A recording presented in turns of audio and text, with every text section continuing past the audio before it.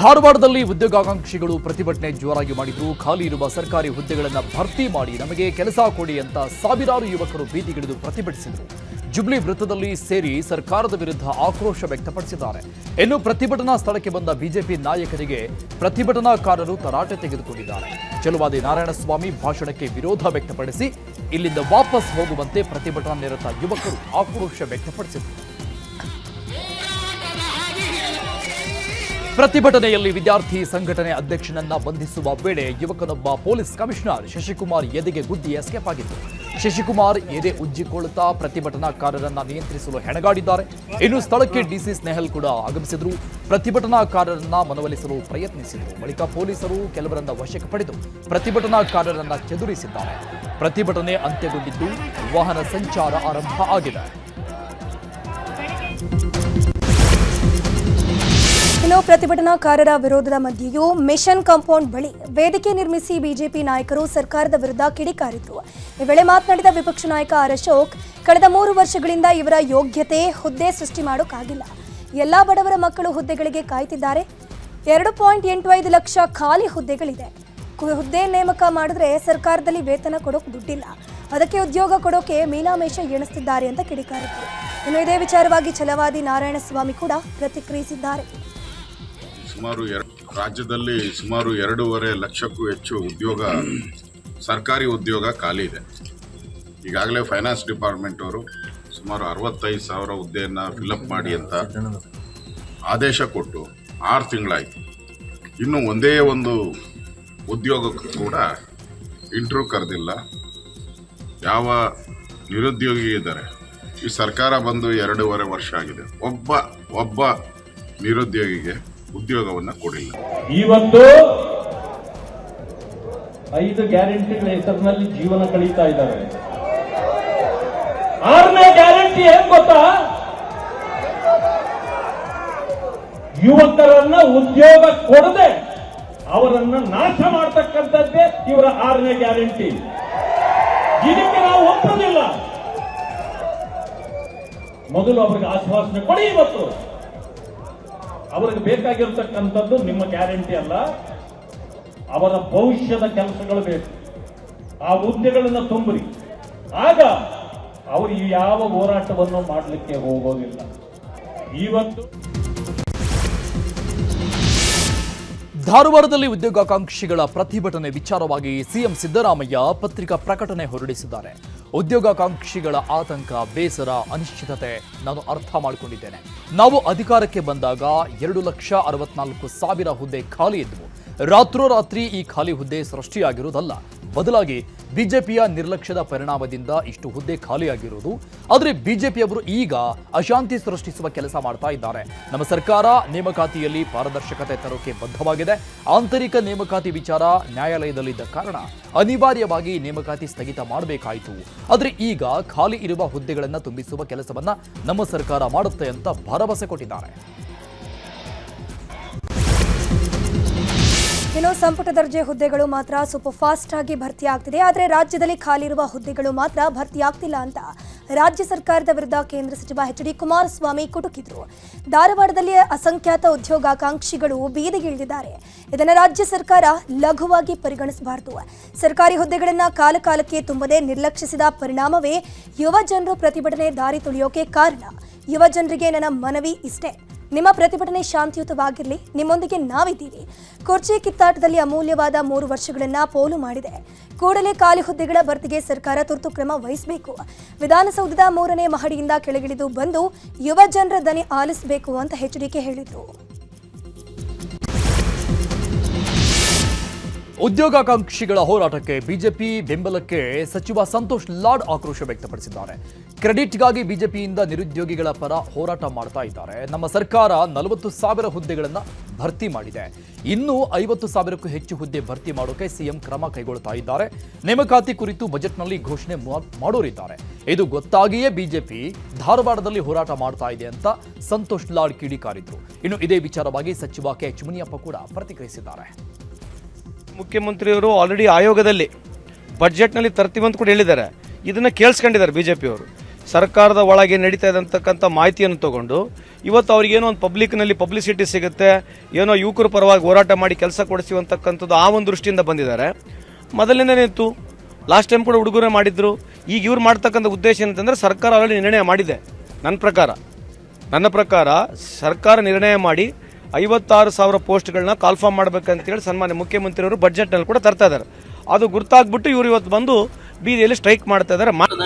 ಈಗ ಏನು ರಿಕ್ರೂಟ್ಮೆಂಟ್ ಮಾಡಬೇಕಾದನ್ನ ಬಹಳ ಬೇಗ ಈ ಕೆಲಸವನ್ನು ಶುರು ಮಾಡ್ತೀವಿ. ಯಾವುದೇ ಕಾರಣದಿಂದ ತಡ ಮಾಡೋದಿಲ್ಲ. ಸುಮಾರು ಜನ ಕಾಯ್ತಾ ಇದ್ದಾರೆ. ಈಗ ವಿದ್ಯಾವಂತರಾಗಿ ನಿರುದ್ಯೋಗಿಗಳಿದ್ದಾರೆ, ಅಲ್ಲೆಲ್ಲ ಅರ್ಜಿ ಹಾಕ್ಕೊಂಡಿದ್ದಾರೆ. ಪ್ರಕ್ರಿಯೆ ಬೇಗ ಶುರುವಾಗ್ತದೆ. ಅವೆಲ್ಲರೂ ಕೂಡ ಫಿಲಪ್ ಮಾಡಿ. ಕೇಂದ್ರ ಸರ್ಕಾರವು ಖಾಲಿ ಹುದ್ದೆಗಳ ಭರ್ತಿಗೆ ಆಗ್ರಹಿಸಿ ಚಿತ್ರದುರ್ಗದಲ್ಲಿ ಎಐಡಿವೈಒ ಸಂಘಟನೆಯಿಂದ ಪ್ರತಿಭಟನೆ ಮಾಡಲಾಯಿತು. ನಗರದ ಪ್ರವಾಸಿ ಮಂದಿರದಿಂದ ಡಿಸಿ ಕಚೇರಿವರೆಗೆ ಪ್ರತಿಭಟನಾ ರ್ಯಾಲಿ ನಡೆಸಲಾಗಿದ್ದು, ಕೇಂದ್ರ ಸರ್ಕಾರದ ವಿರುದ್ಧ ಉದ್ಯೋಗಾಕಾಂಕ್ಷಿಗಳು ಆಕ್ರೋಶ ವ್ಯಕ್ತಪಡಿಸಿದರು. ಕೇಂದ್ರ ಸರ್ಕಾರದಲ್ಲಿ 9,79,000 ಹುದ್ದೆ ಖಾಲಿ ಇದ್ದು, ಕೂಡಲೇ ಖಾಲಿ ಹುದ್ದೆ ಭರ್ತಿಗೆ ಉದ್ಯೋಗಾಕಾಂಕ್ಷಿಗಳು ಒತ್ತಾಯಿಸಿದರು.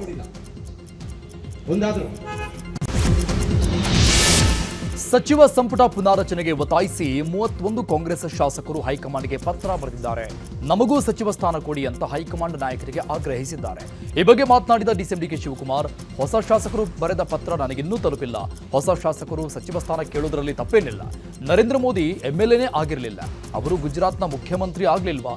ನಾನು ಕೂಡ ಮೊದಲ ಬಾರಿಗೆ ಗೆದ್ದು ಮಂತ್ರಿ ಆಗಿದೆ. ಮಂತ್ರಿಮಂಡಲಕ್ಕೆ ಸೇರಿಸಿಕೊಳ್ಳೋಕೆ ನನಗೆ ಅಧಿಕಾರ ಇಲ್ಲ, ಆದರೆ ಸಿಎಂ ಸಂಪುಟ ಪುನರಚನೆ ಮಾಡ್ತೀವಿ ಅಂತ ಹೇಳಿದ್ದಾರೆ, ನೋಡೋಣ ಅಂತ ಡಿಕೆಶಿ ಹೇಳಿದ್ದಾರೆ. ಇನ್ನು ಇದೇ ವಿಚಾರಕ್ಕೆ ಸಂಬಂಧಪಟ್ಟಂಗೆ ಪರಮೇಶ್ವರ್, ಗಣಿಗ ರವಿ, ರಾಜಣ್ಣ, ಇಕ್ಬಾಲ್ ಹುಸೇನ್ ಕೂಡ ಮಾತನಾಡಿದ್ದಾರೆ. ಎಲ್ಲರಿಗೂ ಆಸೆ ಇರ್ತದಲ್ಲ ಮಂತ್ರಿ ಆಗಬೇಕು ಅಂತ, ಎಲ್ಲರಿಗೂ ಮಂತ್ರಿ ಆಗಬೇಕು ಅಂತ. ಫಸ್ಟ್ ಟೈಮ್ ಈಗ ಇವರು ನರೇಂದ್ರ ಮೋದಿಯವರು ಚೀಫ್ ಮಿನಿಸ್ಟರ್ MLAನೇ ಆಗಲಿಲ್ಲಪ್ಪ, ಚೀಫ್ ಮಿನಿಸ್ಟರ್ ಆಗೋದ್ರಲ್ಲ, ಅದಕ್ಕೆ ಎಲ್ಲರಿಗೂ ಆಸೆ. ಚೀಫ್ ಮಿನಿಸ್ಟರ್ ಇಲ್ಲದೆ ಹೋದರು ಕೆಲವು ಮಂತ್ರಿ ಆಗಿದ್ದವ್ರು ಇದ್ದಾರೆ, MLA ಆಗಿದ್ದೇ ಹೋದ್ರೂ ಮಂತ್ರಿ ಆದವ್ರು ಇದ್ದಾರೆ. ಹಾಗೆ ಕೇಳ್ತಾರೆ, ಅವ್ರು ಕೇಳೋದ್ರಲ್ಲಿ ತಪ್ಪೇನಿದೆ?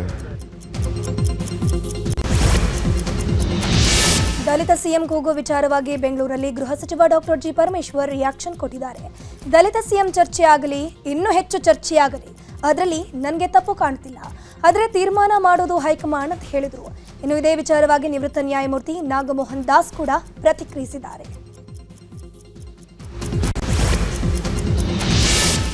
ಸಚಿವ ಪ್ರಿಯಾಂಕ್ ಖರ್ಗೆ ಮತ್ತು ಪರಿಷತ್ ವಿಪಕ್ಷ ನಾಯಕ ಚಲುವಾದಿ ನಾರಾಯಣಸ್ವಾಮಿ ಮಧ್ಯೆ ವಾಗ್ಯುದ್ಧ ಜೋರಾಗಿದೆ. ಖರ್ಗೆ ಬಕಾಸುರನ ವಂಶಸ್ಥರು ಅಂತ ಚಲುವಾದಿ ನಾರಾಯಣಸ್ವಾಮಿ ಕಿಡಿಕಾರಿದ್ರು. ಚಲುವಾದಿ ಅಲ್ಲ, ಅವಕಾಶವಾದಿ ಎಂಬ ಸಚಿವ ಪ್ರಿಯಾಂಕ್ ಖರ್ಗೆ ಹೇಳಿಕೆಗೆ ಚಲುವಾದಿ ಈ ರೀತಿ ಹೇಳಿದ್ದಾರೆ. ನನ್ನೆಲ್ಲ ಅವಕಾಶಗಳನ್ನು ಕಿತ್ತುಕೊಂಡಿದ್ದೇ ಖರ್ಗೆ ಕುಟುಂಬ. ಪ್ರಿಯಾಂಕ್ ಖರ್ಗೆಗೆ ಏನ್ ಯೋಗ್ಯತೆ ಇದೆ? ತಂದೆ ಇದ್ದಾರೆ ಅನ್ನೋ ಕಾರಣಕ್ಕೆ 3 ಬಾರಿ ಸಚಿವರಾಗಿದ್ದಾರೆ. ನಾನು 40 ವರ್ಷ ಕಾಂಗ್ರೆಸ್ನಲ್ಲಿದ್ದೆ, ಯಾವುದೇ ರೀತಿಯ ಸ್ಥಾನಮಾನ ಕೊಡಲಿಲ್ಲ. ನನ್ನನ್ನ ಖರ್ಗೆ ಅವರು ತುಳಿದ್ರು ಅಂತ ಆರೋಪ ಮಾಡಿದ್ದಾರೆ. ಡಿಸಿಎಂ ಡಿಕೆ ಶಿವಕುಮಾರನ ಬಿಜೆಪಿ ಶಾಸಕ ಮುನಿರತ್ನ ಭೇಟಿಯಾಗಿ ಕೆಲ ಹೊತ್ತು ಚರ್ಚೆ ನಡೆಸಿದ್ದಾರೆ. ಭೇಟಿ ಬಳಿಕ ಮಾತನಾಡಿದ ಶಾಸಕ ಮುನಿರತ್ನ, ನನ್ನ ಕ್ಷೇತ್ರದ ಕೆಲಸ ಆಗಬೇಕಂದ್ರೆ ಯಾರ ಕಾಲನ ಬೇಕಾದರೂ ಹಿಡಿತೀನಿ. ಹೀಗಾಗಿ ಇವತ್ತು ಡಿಕೆಶಿ ಅವರನ್ನ ಭೇಟಿಯಾಗೋಕೆ ಬಂದಿದೆ. ನಮ್ಮ ಕ್ಷೇತ್ರದ ಕೆಲಸ ತುಂಬಾನೇ ಬಾಕಿ ಇದೆ, ಭೇಟಿಗೆ ಸಮಯ ಕೊಡಿ ಅಂತ ಕೇಳಿದೆ. ಇವತ್ತು ಅವಕಾಶ ಸಿಕ್ಕಿತ್ತು, ನನ್ನ ಕ್ಷೇತ್ರದ ಕುರಿತು ಚರ್ಚೆ ನಡೆಸಿದ್ದೀನಿ ಅಂತಂದರು.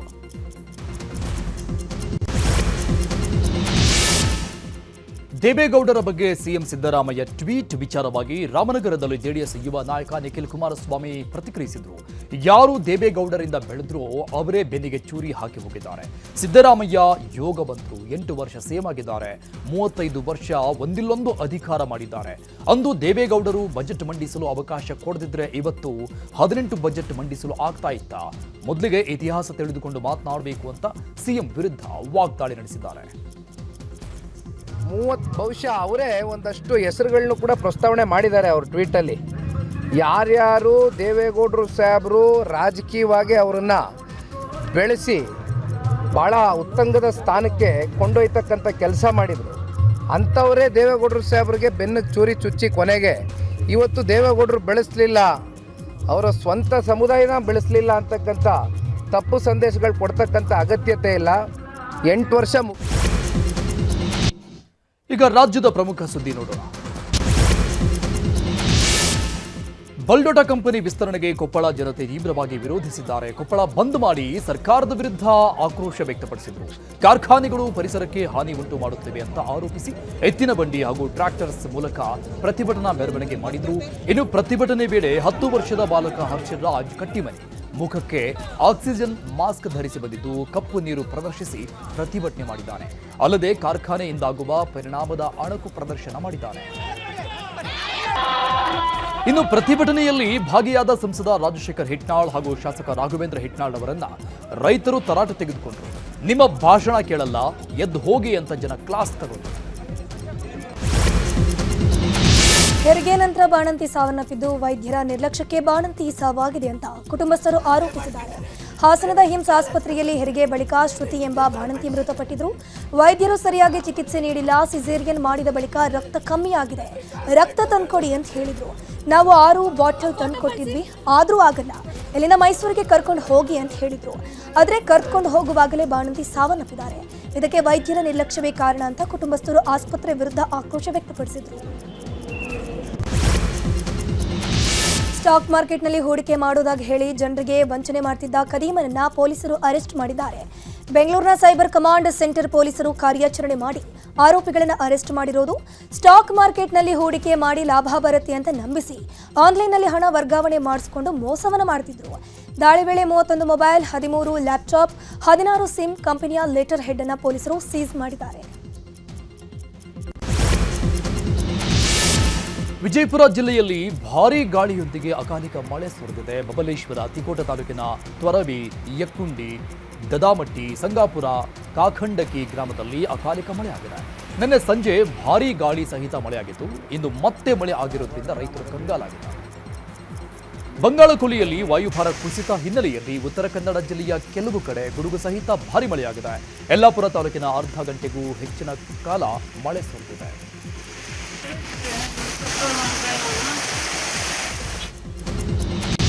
ಯುವಕನೊಬ್ಬ ತನ್ನ ತಂದೆಯನ್ನೇ ಭೀಕರವಾಗಿ ಹತ್ಯೆ ಮಾಡಿದ್ದಾನೆ. ಹತ್ಯೆ ಬಳಿಕ ಮೃತದೇಹವನ್ನ ಪೀಸ್ ಮಾಡಿ ಡ್ರಮ್ನಲ್ಲಿ ಬಚ್ಚಿಟ್ಟಿರೋ ಭಯಾನಕ ಘಟನೆ ಉತ್ತರ ಪ್ರದೇಶದ ಲಕ್ನೋದಲ್ಲಿ ನಡೆದಿದೆ. ಇನ್ನು ಮನ್ವೇಂದ್ರ ಸಿಂಗ್ ಕೊಲೆಯಾದ ವ್ಯಕ್ತಿ ಪುತ್ರ ಅಕ್ಷಯ್ ಆರೋಪಿ. ಸ್ಪರ್ಧಾತ್ಮಕ ಪರೀಕ್ಷೆಗಳನ್ನು ಬರೆದು ವೈದ್ಯನಾಗುವ ಅಂತ ವೈದ್ಯ ಆಗಬೇಕು ಅಂತ ತಂದೆ ಪದೇ ಪದೇ ಹೇಳ್ತಿದ್ರು. ಇದಕ್ಕೆ ಕೋಪಗೊಂಡಿದ್ದ ಅಕ್ಷತ್ ತಂದೆಯನ್ನ ಕೊಲೆ ಮಾಡಿದ್ದಾನೆ. ಮನೆಯಲ್ಲಿ ಭಾರೀ ಅಗ್ನಿ ಸಂಭವಿಸಿ 5 ಮಕ್ಕಳು ಸೇರಿ 6 ಮಂದಿ ಸುಟ್ಟು ಕರಕಲಾಗಿರುವ ಘಟನೆ ಉತ್ತರ ಪ್ರದೇಶದ ಮೀರತ್ನಲ್ಲಿ ನಡೆದಿದೆ. ಮೃತರಲ್ಲಿ 6 ತಿಂಗಳಿಗಿಂತ ಕಡಿಮೆ ವಯಸ್ಸಿನ 2 ಅವಳಿ ಶಿಶುಗಳು ಸೇರಿದ್ದಾರೆ. ಲಿಸಾರಿ ಗೇಟ್ ಪ್ರದೇಶದಲ್ಲಿ ಶಾರ್ಟ್ ಸರ್ಕ್ಯೂಟ್ನಿಂದಾಗಿ ಇಡೀ ಕಟ್ಟಡ ಸುಟ್ಟು ಕರಕಲಾಗಿದೆ. ಸಮುದ್ರದ ಬಳಿ ಹೆಲಿಕಾಪ್ಟರ್ ತುರ್ತು ಭೂಸ್ಪರ್ಶ ಮಾಡಿದ ಘಟನೆ ಅಂಡಮಾನ್ನಲ್ಲಿ ನಡೆದಿದೆ. ಪವನ್ ಹಂಸ ಹೆಲಿಕಾಪ್ಟರ್ ತುರ್ತು ಭೂಸ್ಪರ್ಶವಾಗಿದ್ದು ಪ್ರಯಾಣಿಕರು ಪ್ರಾಣಾಪಾಯದಿಂದ ಪಾರಾಗಿದ್ದಾರೆ. ಇನ್ನು ದೆಹಲಿ ವಿಮಾನ ನಿಲ್ದಾಣದಲ್ಲೂ ತುರ್ತು ಭೂಸ್ಪರ್ಶ ಆಗಿದೆ. ದೆಹಲಿ ಲಡಾಖ್ ಮಧ್ಯೆ ಪ್ರಯಾಣ ಮಾಡುತ್ತಿದ್ದ ಸ್ಪೈಸ್ ಜೆಟ್ ವಿಮಾನದಲ್ಲಿ ತಾಂತ್ರಿಕ ತೊಂದರೆ ಉಂಟಾಗಿ ವಿಮಾನ ತುರ್ತು ಭೂಸ್ಪರ್ಶವಾಗಿದೆ. 3 ದಿನಗಳ ಹಿಂದೆ ದೆಹಲಿಯ ಭಾರತ ಮಂಟಪದಲ್ಲಿ ನಡೆದ ಎಐ ಶೃಂಗಸಭೆಯ ಸಂದರ್ಭದಲ್ಲಿ ಯುವ ಕಾಂಗ್ರೆಸ್ ಕಾರ್ಯಕರ್ತರ ಗುಂಪು ಅರಬೆತ್ತಲೆ ಪ್ರತಿಭಟನೆ ಮಾಡಿತು. ಈ ಪ್ರಕರಣ ಸಂಬಂಧ ಯೂತ್ ಕಾಂಗ್ರೆಸ್ ರಾಷ್ಟ್ರೀಯ ಅಧ್ಯಕ್ಷ ಉದಯ್ ಭಾನು ಚಿಬ್ರನ್ನ ದೆಹಲಿ ಪೊಲೀಸರು ಬಂಧಿಸಿದ್ದಾರೆ. ಇನ್ನು ಪಟಿಯಾಲ ಹೌಸ್ ಕೋರ್ಟ್ ಮುಂದೆ ಪೊಲೀಸರು ಹಾಜರುಪಡಿಸಿ 4 ದಿನಗಳ ಕಾಲ ಕಸ್ಟಡಿಗೆ ಪಡೆದುಕೊಂಡಿದ್ದಾರೆ. ಯುವ ಕಾಂಗ್ರೆಸ್ ಕಾರ್ಯಕರ್ತರ ಪ್ರತಿಭಟನೆಯಲ್ಲಿ ಉದಯ್ ಭಾನು ಕೈವಾಡ ಇರುವ ಹಿನ್ನೆಲೆಯಲ್ಲಿ ಪೊಲೀಸರು ಬಂಧಿಸಿ ವಿಚಾರಣೆ ಮಾಡ್ತಾ ಇದ್ದಾರೆ. ಇನ್ನು ಯುವ ಕಾಂಗ್ರೆಸ್ ಅಧ್ಯಕ್ಷ ಉದಯ್ ಭಾನು ಬಂಧನಕ್ಕೆ ಕಾಂಗ್ರೆಸ್ ಆಕ್ರೋಶ ವ್ಯಕ್ತಪಡಿಸಿದ್ದು, ಪ್ರಶ್ನೆಗಳಿಗೆ ಮೋದಿ ಹೆದರುತ್ತಾರೆ ಅಂತ ಕಿಡಿಕಾರಿದೆ. ಹುಬ್ಬಳ್ಳಿಯ ಕೆಎಸ್ಸಿಎ ಮೈದಾನದಲ್ಲಿ ರಣಜಿ ಫೈನಲ್ ಪಂದ್ಯ ನಡೀತಾ ಇದೆ. ಟಾಸ್ ಗೆದ್ದ ಜಮ್ಮು ಕಾಶ್ಮೀರ ತಂಡಕ್ಕೆ ಉತ್ತಮ ಆರಂಭ ಸಿಕ್ಕಿದೆ. ಜಮ್ಮು ಕಾಶ್ಮೀರ ಪರ ಯಾವೀರ್ ಹುಸೇನ್ ಹಾಗೂ ಶುಭಂ ಉತ್ತಮ ಆರಂಭ ಕೊಟ್ಟಿದ್ದಾರೆ. ಆರಂಭದಲ್ಲಿ ಜಮ್ಮು ವಿಕೆಟ್ ಅನ್ನು ಕಳ್ಕೊಂಡಿತ್ತಾದರೂ ಕೂಡ ಬಳಿಕ ಪುಟಿದೆದ್ದು 84 ಓವರ್ಗೆ 2 ವಿಕೆಟ್ ಕಳ್ಕೊಂಡಿರುವಂತಹ ಜಮ್ಮು ಟೀಮ್ 284 ರನ್ ಗಳಿಸಿದೆ. ಚುನಾವಣೆ ಹೊಸ್ತಿಲಲ್ಲಿರೋ ತಮಿಳುನಾಡಲ್ಲಿ ರಾಜಕೀಯ ತಂತ್ರಗಾರಿಕೆ ಜೋರಾಗಿ ನಡೀತಾ ಇದೆ. ಈ ಮಧ್ಯೆ ಕಾರ್ತಿಕ ದೀಪ ಹಚ್ಚುವ ವಿಚಾರದಲ್ಲಿ ಭಾರೀ ವಿವಾದ ಸೃಷ್ಟಿಯಾಗಿದ್ದ ತಮಿಳುನಾಡಿನ ಮಧುರೈ ಬಳಿಯ ತಿರುಪರಂ ಕುಂದ್ರಂ ಬೆಟ್ಟಕ್ಕೆ ಪ್ರಧಾನಿ ಮೋದಿ ಭೇಟಿ ಕೊಡುವ ಸಾಧ್ಯತೆ ಇದೆ. ಮಾರ್ಚ್ 1ರಂದು ದೇಗುಲಕ್ಕೆ ತೆರಳಿ ಪೂಜೆ ಸಲ್ಲಿಸಲಿದ್ದಾರೆ ಅಂತ ಹೇಳಲಾಗ್ತಾ ಇದೆ. ಗಾಜಾದಲ್ಲಿ ಇಸ್ರೇಲ್ನ ಭೀಕರ ದಾಳಿಗಳು ನಡೆಯುತ್ತಿರುವ ನಡುವೆಯೇ ಪ್ರಧಾನಿ ನರೇಂದ್ರ ಮೋದಿ ನಾಳೆ ಇಸ್ರೇಲ್ ಪ್ರವಾಸವನ್ನು ಕೈಗೊಂಡಿದ್ದಾರೆ. ಪ್ರಧಾನಿ ಅವರ ಇಸ್ರೇಲ್ ಭೇಟಿಗೆ ಕಾಂಗ್ರೆಸ್ ಖಂಡಿಸಿದೆ. ಈ ಬಗ್ಗೆ ಎಕ್ಸ್ನಲ್ಲಿ ಪೋಸ್ಟ್ ಮಾಡಿರುವಂತಹ ಕಾಂಗ್ರೆಸ್ ಪ್ರಧಾನ ಕಾರ್ಯದರ್ಶಿ ಜಯರಾಮ್ ರಮೇಶ್, ಇಸ್ರೇಲ್ನ ಸೇನೆಯು ಗಾಜಾದಲ್ಲಿ ನಾಗರಿಕರ ಮೇಲೆ ಯಾವುದೇ ದಯೆಯಿಲ್ಲದೆ ದಾಳಿ ಮಾಡ್ತಾ ಇದೆ. ಇಂತಹ ಸಮಯದಲ್ಲಿ ಪ್ರಧಾನಿಯವರು ತಮ್ಮ ಆಪ್ತ ಗೆಳೆಯ ಬೆಂಜಮಿನ್ ನೆತನ್ಯಾಹು ಅವರನ್ನ ಅಪ್ಪಿಕೊಳ್ಳೋಕೆ ಇಸ್ರೇಲ್ಗೆ ಹೋಗ್ತಿದ್ದಾರೆ ಅಂತ ಟೀಕಿಸಿದ್ದಾರೆ. ವಿದೇಶದ ಪ್ರಮುಖ ಸುದ್ದಿ ನೋಡೋಣ.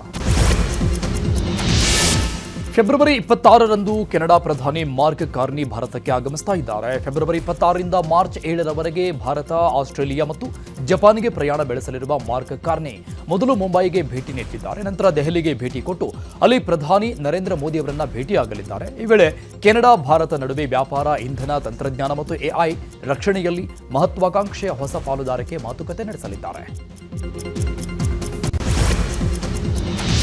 ಡೊನಾಲ್ಡ್ ಟ್ರಂಪ್ ಅವರ ಟ್ಯಾರಿಫ್ ಹುಚ್ಚಾಟಕ್ಕೆ ಅಮೆರಿಕ ಸುಪ್ರೀಂ ಕೋರ್ಟ್ ಬ್ರೇಕ್ ಹಾಕಿದೆ.